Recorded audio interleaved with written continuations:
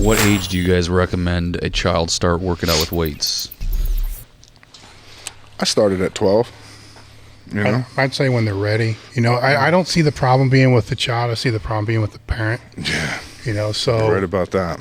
The biggest consideration that I would look at is, you know, the parent that's really passionate about training is going to want their kids to train, and they're going to want their kids to train for their entire life. So if you force something on a kid that they don't want to do, they're not going to want to do it for the rest of their life. No. So if it takes till they're 16 before they're ready, 17, 18, let them tell you when they want to train. And then you help them, and then it will become something that they'll want to do for the rest of their life.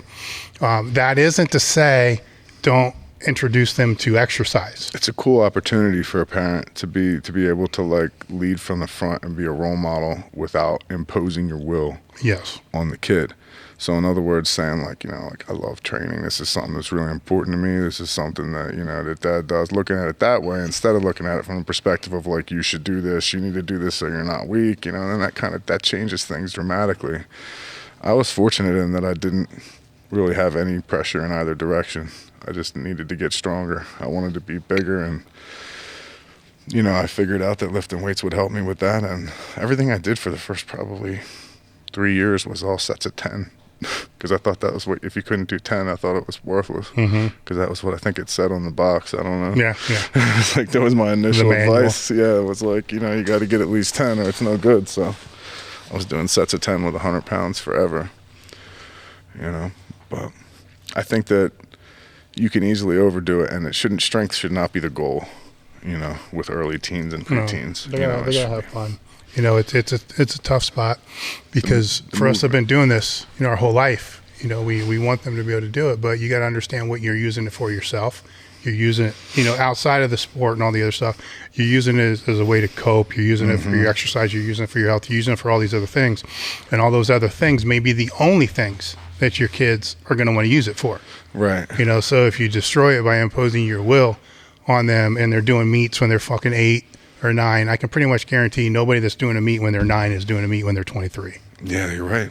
You're right about that because it sours it for them. It's like wrestling and stuff in high school. Like, and exercise is too important in today's world to make it something that a kid hates. Yeah, I agree. You know, the kids need to learn that they need to exercise, they need to walk, they need to make, you know, good food choices and stuff like that. And as a parent, that's what you want to teach them first, not so much a bench, squat, and deadlift. Right. You know, now if they bring it to you, by all means. Sure. You know, I mean, the thing is, like, man, if you're, like I said, if you're leading from the front, they're going to be hungry for it. You know, and then it can be a thing that, you know, that you guys can have together or that you can teach them about. And that's what life's about. Passing on. Well, know? I mean, the thing is that, you know, for a lot of us, training is our passion. You know, so what if a different passion was imposed on us instead of training? Say my dad loved fucking football. Right. So he wanted me to play football. And I played football, but I hated football. Right. So I hated him for making me have to play football. And as a result, too, look, like you don't give a fuck about football, right? Yeah. It's crazy. It has so be careful what you wish for. Has the opposite effect. I mean, one thing on that I want to kind of expound on a little bit. God, I can't imagine the trajectory that my life would have gone, you know, or what the change in trajectory would have been, rather, if I hadn't ever had a bar in my hand. You know, because I'm pretty sure I would have still ended up in the bad places that I did and the bad positions I was in, because that stuff was there. But, like, what if the bar wasn't there? You know? That's why I was taken to a gym. Yeah. I mean, it's a life-saving thing, man. You know as well as we've talked about this when you were young, too, right? Yeah. Like my dad to the police gym, right? Took me to a fucking police gym. Right. And I you know, it kind of contradicts what I just said, but you got to understand, when I went there, I loved it. Yeah. You know, you wanted it was the right call. That's the thing, you wanted it. It was the right call, and it kept me from a lot of shit. I would be really hesitant to make it something that, like, where it's like, okay, you got to do this. You know, like when you force it, because anything like that, when coming from a parent, like the kids always want to do the opposite.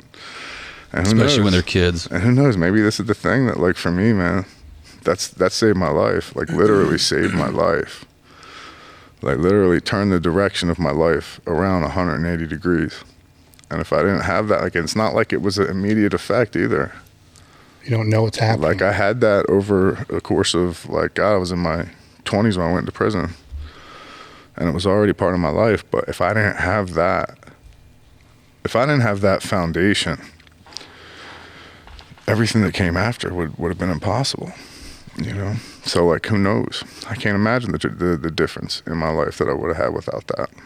So that's the reason that, like, when younger people ask me for help, even if it's annoying, even if they're the 100th person that's asked me for help, like, in terms of what I can actually do, answer a question, something like that, I do it. Because so it's a big reason why you are the coach that you are.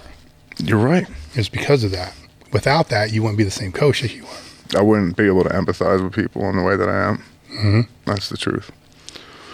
Yeah, coaching has made me a better person, made me a better man, no doubt about it. Learning how to identify and respect other people's needs is something that I didn't have naturally. That didn't come naturally for me. I was in a place of self-preservation, you know, for a long time. And that, like, learning to connect with people that were strangers, that weren't people that were in my circle. You know, there were people I already cared about. Because it's easy to, you know, of course you're going to care about and take care of people you already care about, people that are close to your family, your friends, whatever.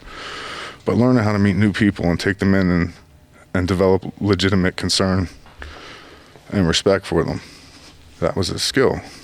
And, yeah, this was a big part of it. Like, if I didn't have this, I don't think I would have ever... That put me in another direction. And it's helped me with everything else I do, with writing and all the other stuff. You know, all this stuff, I think, one thing feeds the other. You know? I came from the mud. There's dirt on my hands. Strong like a tree. There's roots where I stand. Oh, I've been running from the law.